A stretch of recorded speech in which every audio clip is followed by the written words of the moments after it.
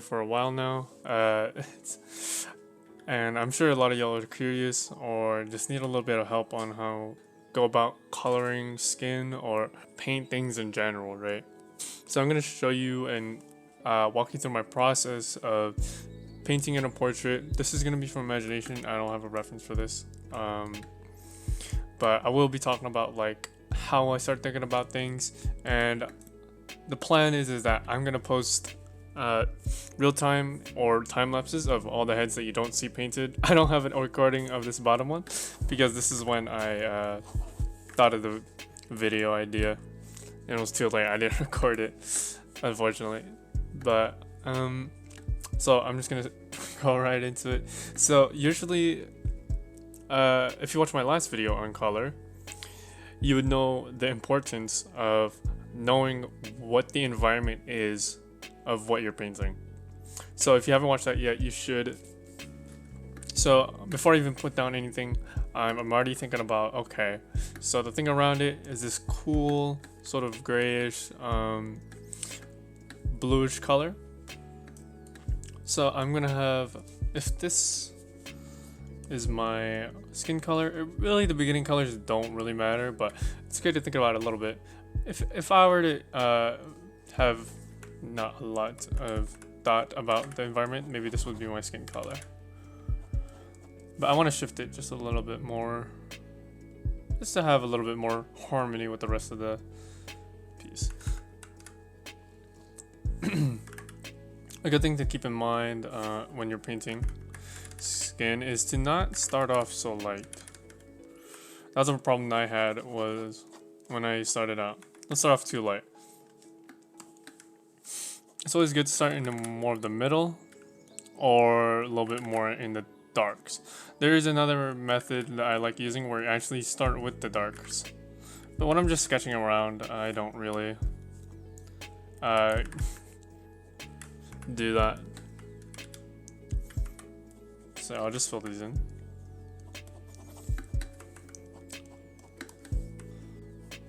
And for the hair color, let's just make it a nice dark color. So usually what I like to do when I think the hair is just pure black, what I like to do is just take the background color, and this will be the hue of my hair, and I'll just desaturate it and put whatever lightness it will be. Maybe this dark, a little too dark. Knowing your values is also very important, right? So if I were to quickly put this in, check my values. See, it's not like, look at the skin color, it's not too bright, not too dark, and the hair not too dark relative to the skin. So I recommend doing value studies before you even touch color. It'll help you build up your sense and your ability to choose the right colors, because if your value is wrong, your color's wrong. And a lot of people, I get questions asking us like, why are my colors so muddy? Why are my colors so not as pleasing to look at? It's because their values are incorrect. Okay, now that I have this base, if I start off with this, it would be okay. But to take things to the next level, really what's needed is variation in the skin. So if you look at this other one I painted, you can see there's a little bit of red on his forehead, a little bit redder towards the cheek areas, and a little grayer towards the chin. What that is the blood flowing through what you're painting. Having those subtle shifts help a ton, because they're what inform the viewer that the thing in front of them is alive. So if I were to paint that in, I'll just make this lock this layer so I can't paint over it. I'll take a more reddish color, more saturated, maybe a little darker. Very subtle, it doesn't have to be too much, but this helps a ton. And another thing also, when I'm painting with my line work, is that the color of the lines are more of this orangish saturated color set to multiply. That just makes it so it blends in with everything else much nicer. If you were to paint with pure black, it would be very not pleasant. usually what I do with these reddish colors, I put it somewhere in the cheek areas, in the eye areas, and then in nose area, ears, mouth. So if you think about the skull, it's where the bony parts are not at. So you have the eye sockets, those don't have bone there because, you know, there's sockets, there's not actual bone there. And it's just the eyeball sitting inside, or the cheeks. That's where, you know, the hollowness of the skull is.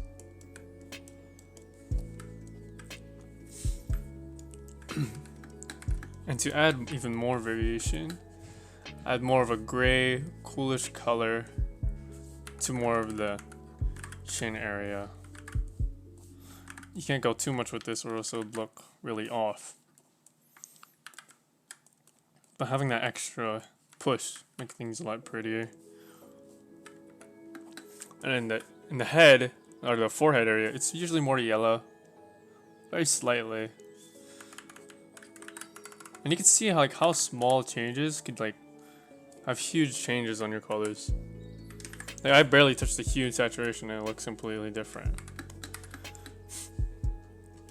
I also like putting more of this red in the neck. But the most important part is the red. You can get rid of the yellow and the gray if you want. But the most important is the red. That's looking nice. Also, I don't paint the eyebrows. You can always add those in at the end. Those always get in the way. Next step I usually do is my shadows. And the way I do shadows quickly, like for sketches like this, I just set my layer mode and I clip it to my base colors. And I just set it to multiply. Oh, not that. Set it to multiply. And I choose a cold color in this case to my brush. Make it light. Maybe more like this. Make it magenta maybe. There you go. So more of a cooler color. Right, so if you think about it, if you go back to my color video, what multiply does is darken the value of what you're painting over and shifts it to whatever color you chose. Right. So if it goes over everything, this makes it much easier because all the little hue shifts are hard to capture.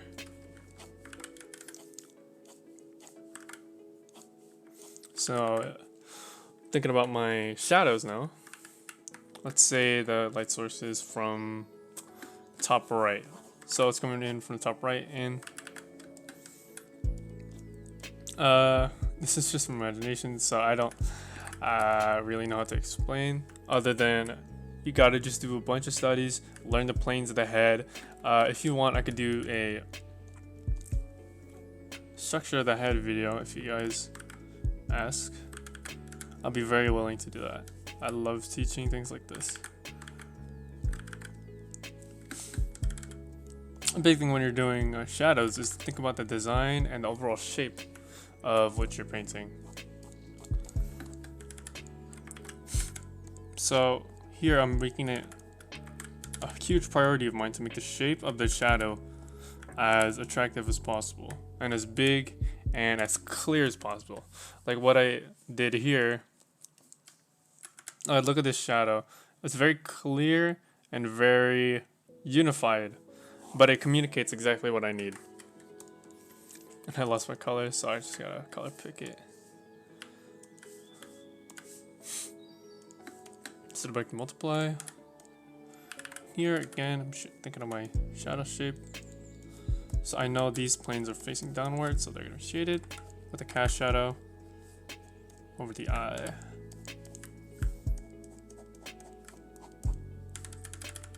And you see with this technique with the multiply layer, I get to keep my little hue shifts in the shadow. Yes, I do paint, like when more finished pieces or something, I do go over everything with the individual colors, capturing the hue shifts. But just for things like this, I don't really bother. This is just much easier and faster. but this does like take away your control over what you're able to do.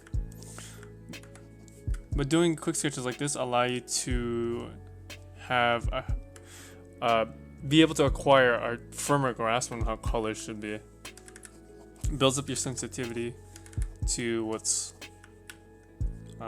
correct. And I recommend doing studies, things like this. And when you're doing color studies, don't worry about capturing the exact color. It's more about capturing the feeling of what you're seeing. So if you see something more blue, push it even bluer. If you see something very warm, push it even warmer. And in the end, you'll have a more attractive painting. Never be a slave to the reference. Okay, I think that's fine. I think I forgot to do the eyes. So when you're doing the eyes, what I do, I take my skin color, I desaturate it and lighten it just a bit. That's usually how I pick my eye color. Yeah. Never are they pure white. It's a pretty big mistake I see. A lot. There you go.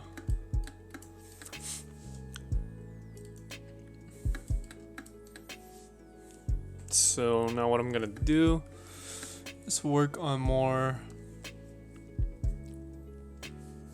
shadow stuff. So what I'm gonna do now is find my darker darks.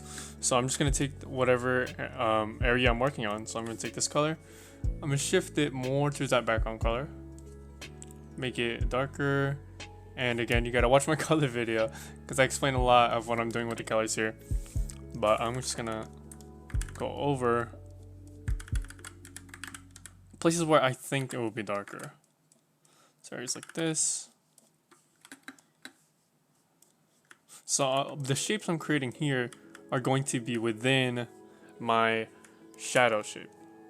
Why? It's because these darker darks are within the shadow family, and never should I make the families cross over each other. So it's all being encased by my original shadow shape. And again, you can see how learning the planes of the head are pretty crucial. I would never be able to do this if I didn't know the planes of the head.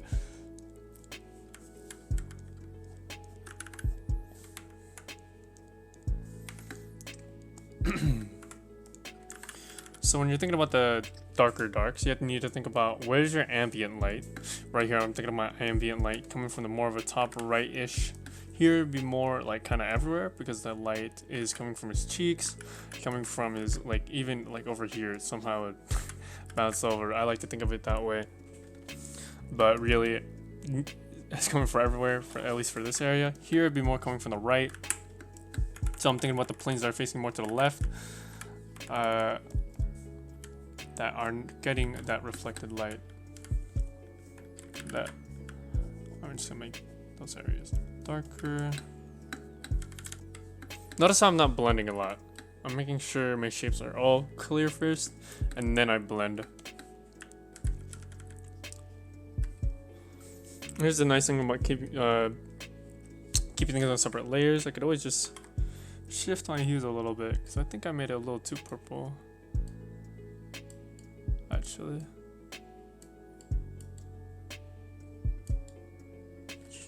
that looks nicer.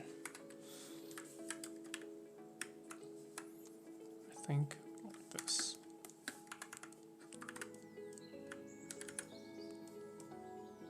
Now that I have that, I can now work on my lights, make a new layer, clip it.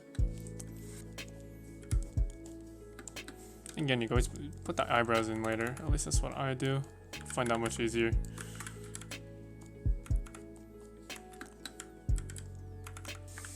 A big tip I would give when you're shading is that a lot of people like to keep the intensity the same. So if I were to put light down here, the intensity, or the mistake would be making the intensity of this area just as intense as the areas going down. So if the light's coming from the top left, what's the better thing to do, or what's more accurate, would be having this area the most intense and as it goes down, it'll fade out. So this is the mistake. You see how I'm keeping things the same intensity? What's best to do is to fade it out. Even if you see in the reference if it's the same intensity, just as this allows more of a three-dimensional feel and a feeling of more depth.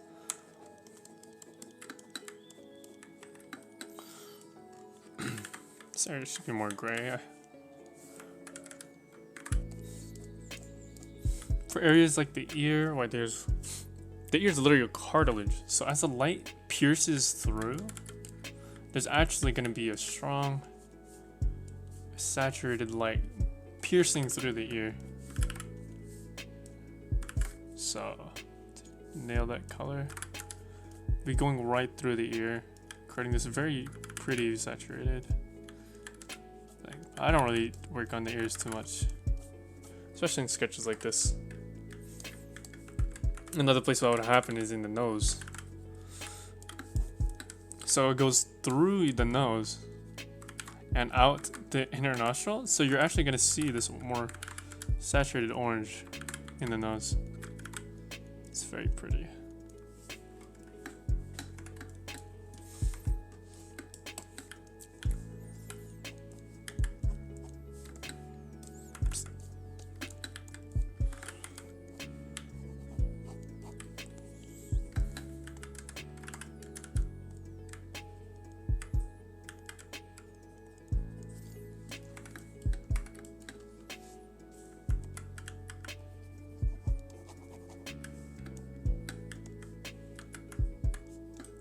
Okay, now that I got that, this will be a good time to put in my dark accents. So what is that? So the dark accents are the darkest. So we have the darker darks, and now you have the darkest areas. So really, you could just take the hair color if it's already a darker value. But usually, no, maybe not this time around. Usually I like to take a dark, very saturated color and put it in those deepest dark areas. So areas like the eyelids, there's not a lot of light that could get there under it. That's what creates these very nice areas that really define what you're seeing. Nice.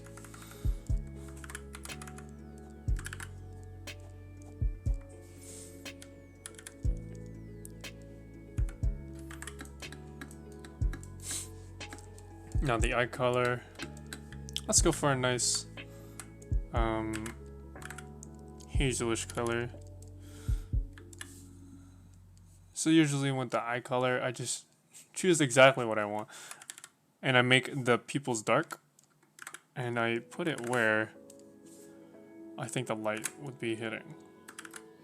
Think about the eye like an inverted bowl. Again, another thing I could help y'all on is more of a planes of the head type thing, structure of the head. Here I'm just trying to go over my whole process for you so that you guys understand. Here it'll be a little less.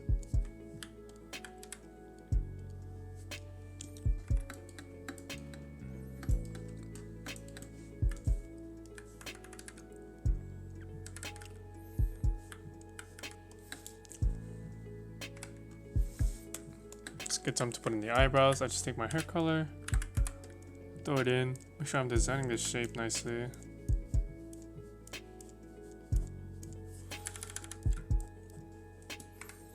Now for the hair, I can put in the lights with the hair. Usually I just go for a nice blasted color for the highlight. Now I'm thinking about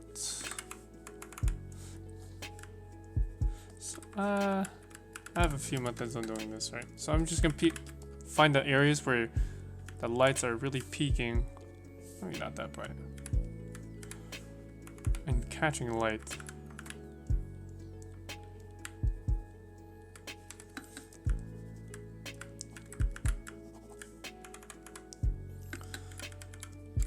Because the hair is a very dark yet very reflected material, really we're just gonna be working with highlights here. So where's the lights catching the most light? And how can I make that look good? So you should be always asking yourself, having a good shape design and understanding of how to make things pretty outside of the like perspective, form, just the two-dimensionality of how something looks. Learning how to make that look good, that's a pretty good skill to have. Good shape design.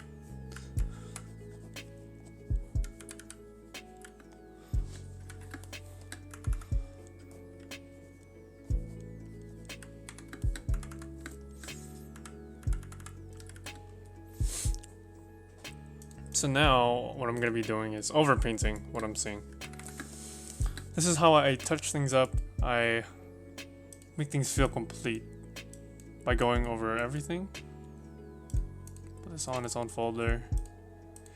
So I just make an overpaint layer and go over everything. So here I can make my final adjustments, start adding even more contrast to what I'm doing.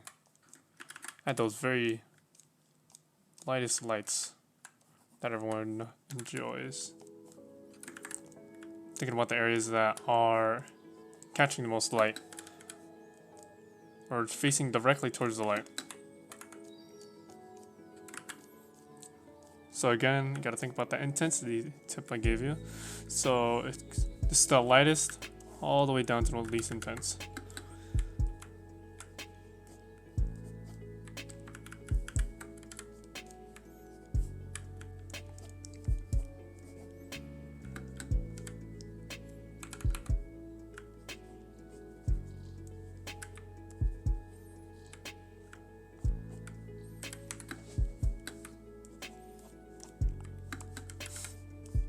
What I like to do is kind of line my cast shadows with this very saturated red, just to represent that blood shining through the skin. Subsurface scattering is always really nice thing to add to your pieces. Paint away more lines. A lot of people just get rid of the lines to start and then overpaint, but I personally don't like doing that. Having this process is just much nicer for me to work with. Seeing exactly how I drew something, it helps a lot. So.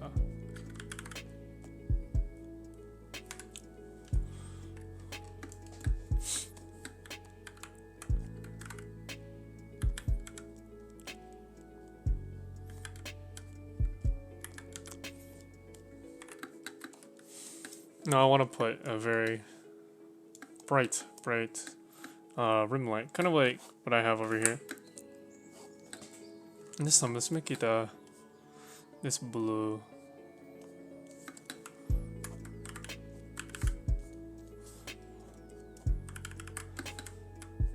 A lot of people, when they're doing rim lights like this, they tend to just line it, the edge of it. It's kind of going like this. And that just doesn't look good. You need to still think about the form of what you're painting, right?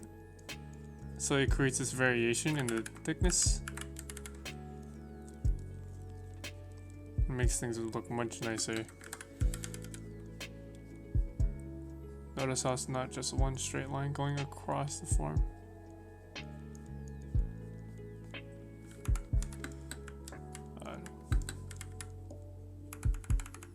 So this rim light's coming from the left, so all the planes that are facing the left will be catching this.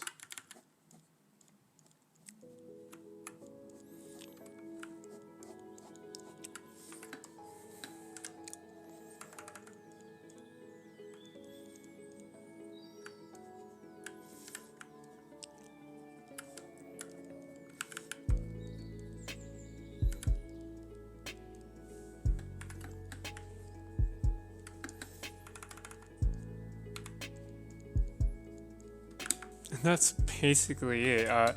For a sketch, I wouldn't take it this much further, but if I were to finish it off, I would make things much, a clearer. I would refine my edges more. I would get rid of all the lines. But yeah, generally this is how I do my sketches or anything like that.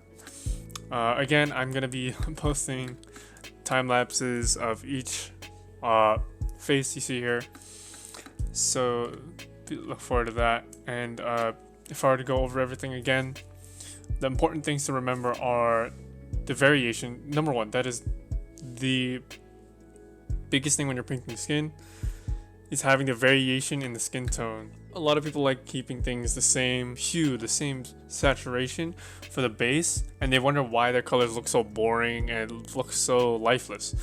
What makes skin look so lively are these little subtle shifts in the color. So yeah, always start with a very rich and very, fun and playful base, and try to build off that. And always remember your values. So if I were to go over this, look at my values, they look just fine. And I recommend doing a bunch of black and white studies before even touching color. This will give you a grasp on how things are, shaded, and how color relates to value. A big thing that I was taught was that if your value is wrong, your color is wrong. And transitioning between the two, what you need to think about is that the exact color doesn't matter, but the value is what's more important. And again, a lot of people think that the colors are muddy. It's not that your color picking is off, is that your value picking is off. So always make sure your values are fine. Make sure they look good in black and white. And if they look good black and white, and when you take off black and white, and you look at your colors and you think they look off, that's when you start worrying about the hue saturation of your colors. And again, it's always better to push past what you're seeing and then reel it back. Never should it be that you're starting off way too subtle and then pushing it forward. So those are just a few things that I thought were really helpful in learning how to paint skin, and to learning things in general. Value is over everything. So again, if you were to look at my beginning base, look at my values. Look, the only places that are like darker are those little more reddish reddish tones. And look how subtle they are. They aren't like super dark compared to everything else. Like a beginner would probably go like this and make it really dark, saturated. And then people go like this and go like, okay, he said that the colors need to be more red. And they go here, and then they go like, look at my light. Now it's not subtle anymore. That's a bit of an exaggeration, but a mistake nonetheless. But it's better to start off with that than way too subtle. So look at the values, note how close they are to each other. Ideally, you wouldn't need, this would be all the same tone, but this is okay. And then again, look at my values here. Like, look at how I separate the front plane, how I separated the front plane to the side plane. Again, values are everything. And yeah, I never know how to end these off. So